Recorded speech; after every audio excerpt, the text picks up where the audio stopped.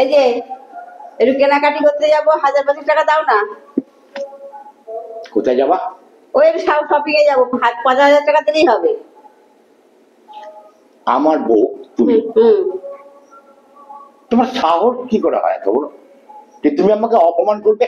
কেন আমি কি করলাম? আমার মান সম্মান নেই?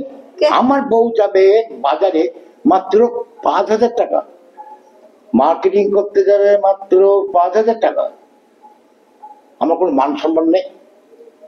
হ্যাঁ, তুমি তো 1000 সঙ্গে থেকে যাবে, হ্যাঁ, তারা কি পাবে আপনার সঙ্গে? কি ভাববে তারা? শোনো, টাকাটা নিয়ে বসছে কি আলমারিতে যাও, একটা 500 টাকার বান্ডিল দাও।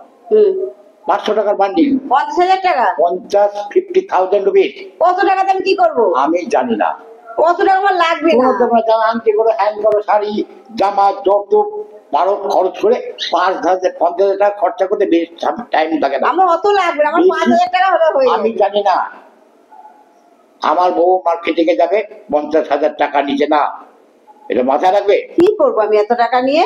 হ্যাঁ, কি করবো? 50,000 টাকা আমার লাগবে না অত টাকা। কি করবো? খরচা করার কিচ্ছু নেই, কিচ্ছু নেই খরচা করার। আমার লাগবে না, আমার 5000 টাকা দিলেই হবে। আমার লাগবে না তো, কেউ কিছু ভাববে না, লাগবে না তো আমার। এই এই এই সকাল 8টা বাজে। কি বলো? 50,000 টাকা? টাকা চলে যাও, টোটে টাকা 50,000 টাকা কোথায় গেল? রাজরানী 50,000 টাকা স্বপ্ন দেখছিলাম আমি।